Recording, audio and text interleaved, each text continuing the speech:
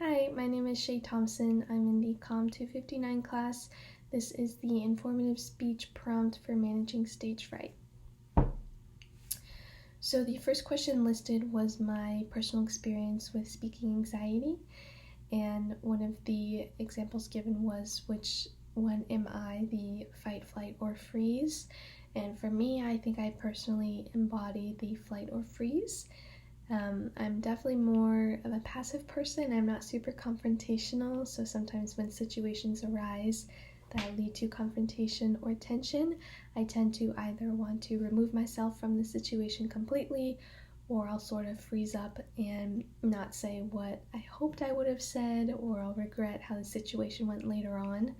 So that's definitely been something I've had to work on over the years, with public speaking specifically, or giving a speech in general.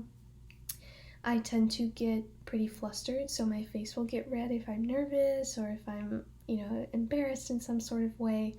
And I also think my voice can get shaky as well.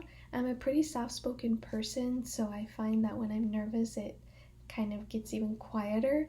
So I have to focus on projecting my voice, and to me, it might seem like I'm yelling, but to other people, it's just a normal, informative speech being given.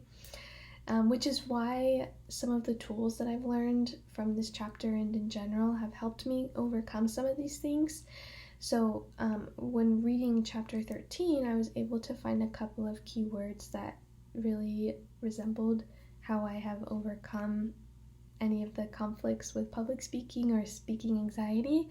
The first one being volume, of course, having to project my voice louder and speak and enunciate clearer compared to how I would be in a normal conversation or even if I was nervous.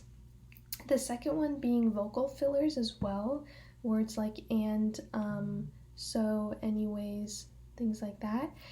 That would be pretty difficult for me in general. I feel like it's pretty difficult for people in their day-to-day speech, let alone making a speech to an audience when you're nervous.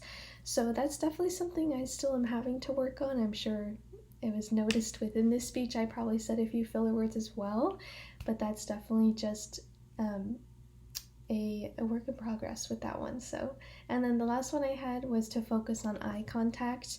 I know for me, when I am in an audience and I'm an audience member listening to somebody else, when I see them make eye contact with me, I suddenly, they have my attention easier, and I'm suddenly more intrigued almost within the topic that they're discussing because of that eye contact.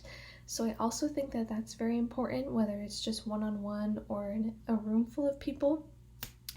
So those were some of the tools that I found helpful to me to help manage speaking anxiety.